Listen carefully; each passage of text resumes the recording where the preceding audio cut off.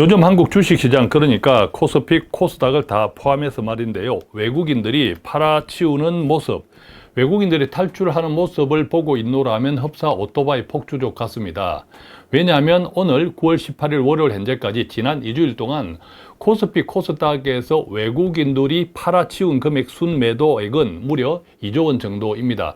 반달 동안에, 한 달도 아니고 반달 동안에 2조 원 정도를 순매도 팔아치우고 있다는 뜻이죠.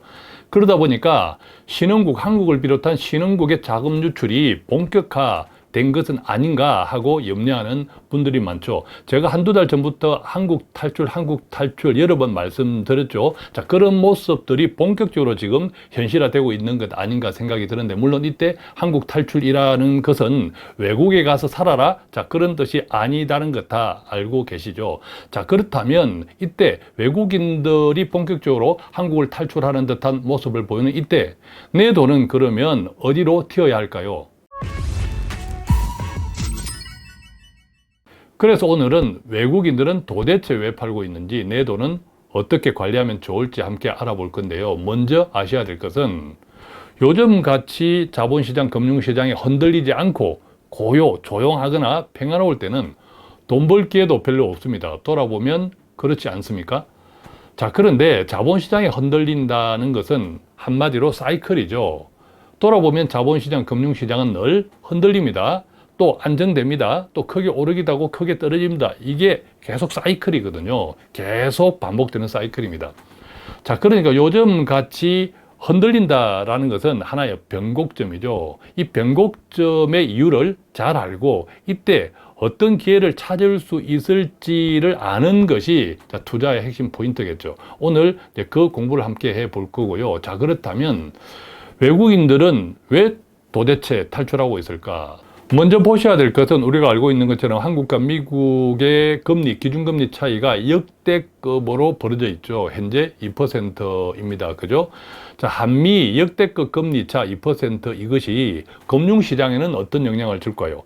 자, 금융시장은 주식시장과 채권시장이 있습니다. 그런데 주식시장보다 채권시장이 훨씬 더 큽니다. 왜 그럴까요?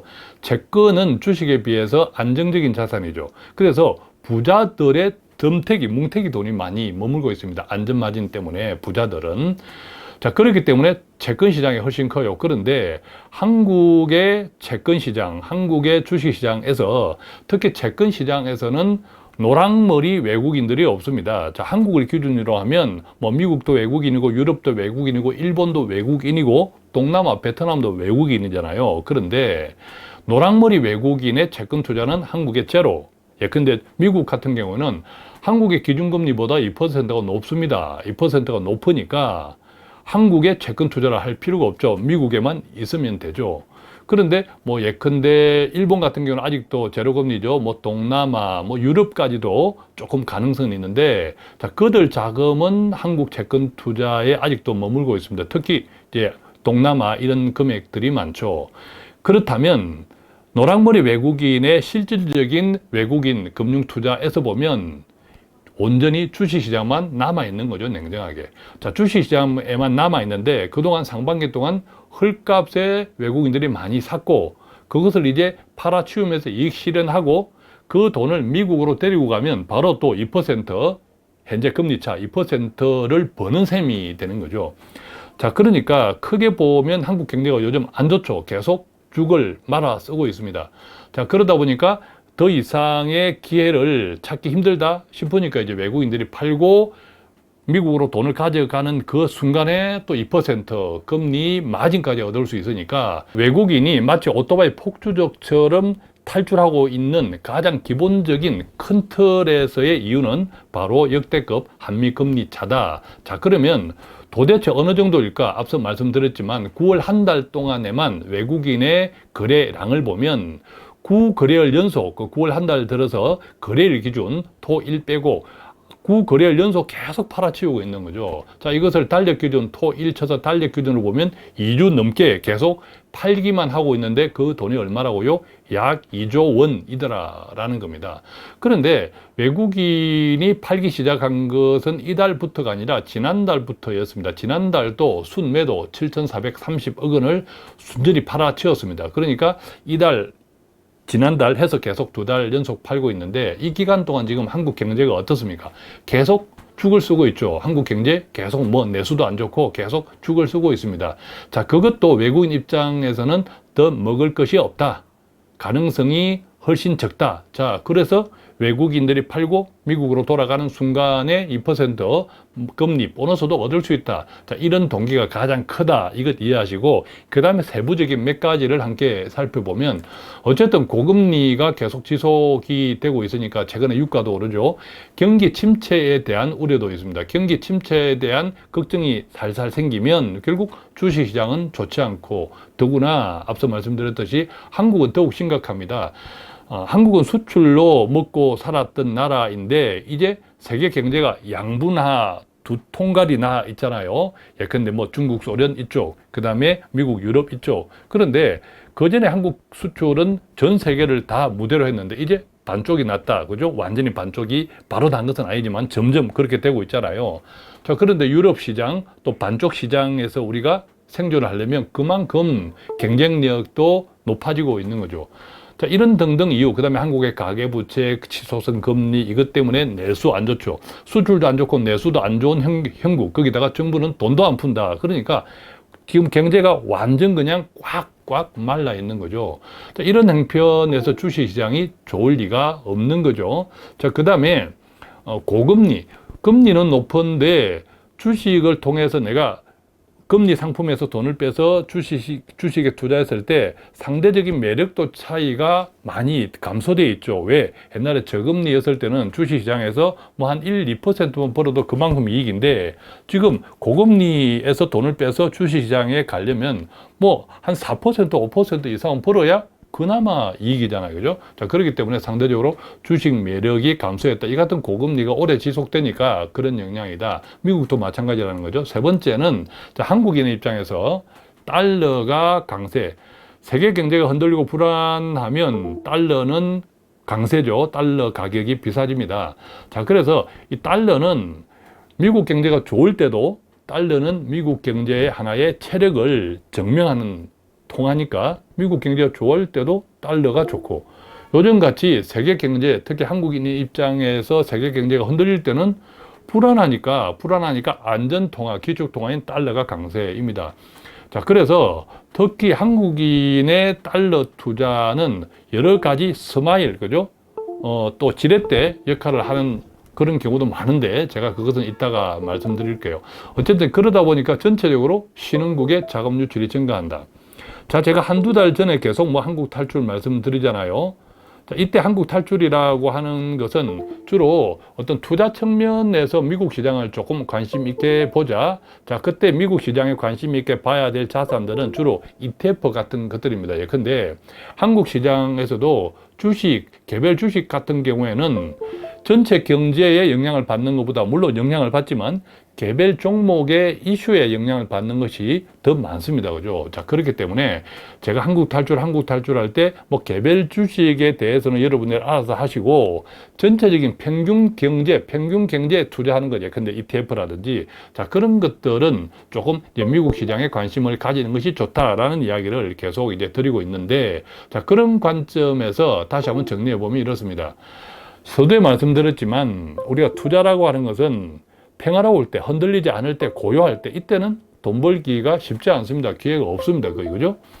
자, 그렇지만 반대로 요즘같이 흔들릴 때 이게 하나의 사이클이고 큰 틀에서 보면 계속 반복되는 겁니다.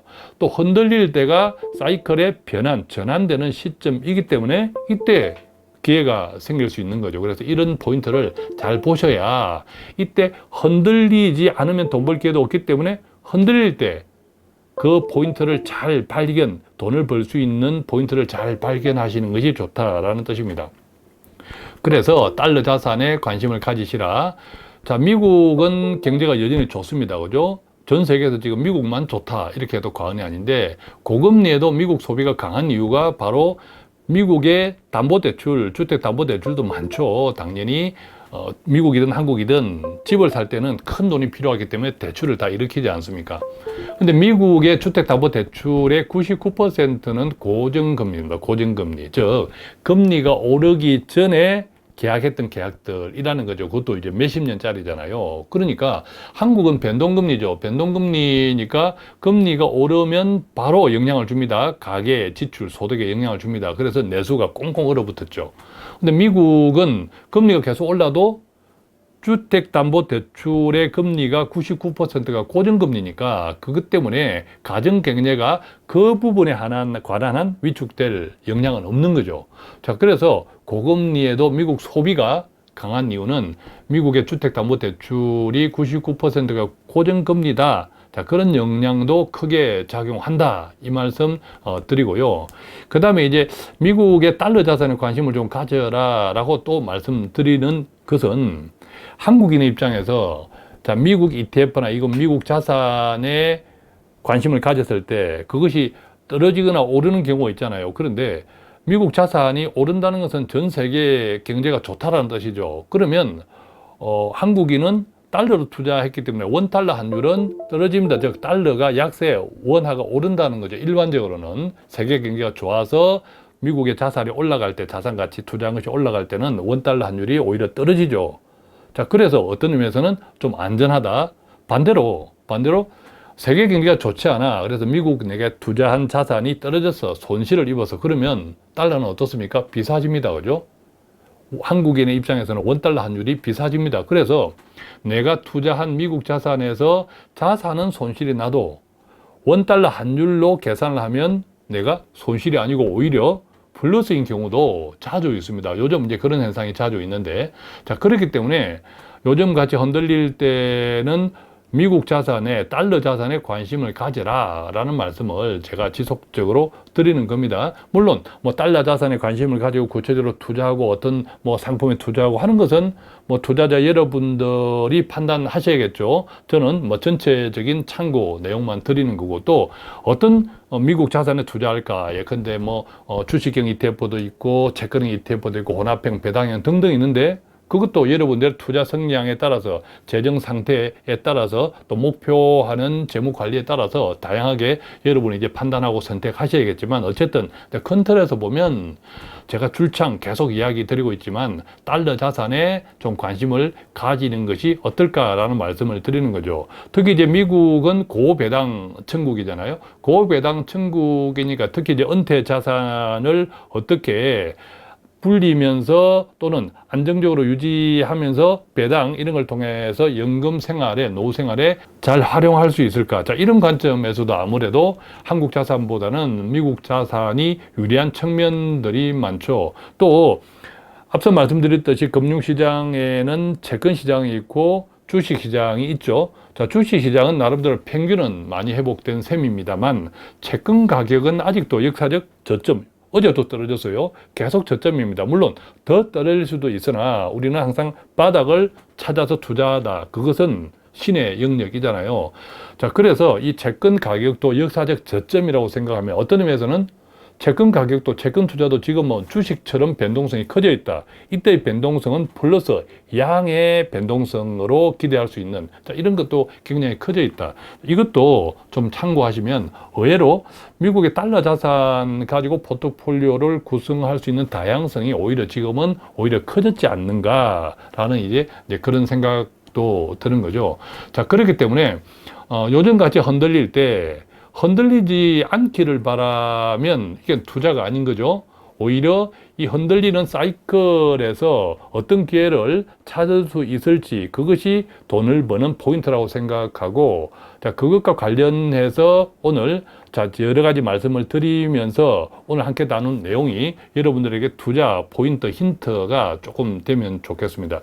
자, 오늘 탈출하는 외국인, 자, 이러다가 신흥국 자금 유출이 본격화되고 있는 것 아닌가, 그런 걱정하시는 분들도 많고, 자, 그랬을 때 내 자산은 어떻게 관리하면 좋을지 이렇게 또 궁금해하시는 분들도 많은데 함께 나누어 보았고, 오늘 이 영상 관련해서 혹시 궁금한 내용이 있다면 전화 02-5360-153 또는 카카오톡에서 바인 투자 자문이나 돈 파는 가게 검색하셔서 1:1 채팅창 통해 문의하셔도 제가 아는 범위 내에서 성실하게 답해 드리겠습니다. 고맙습니다.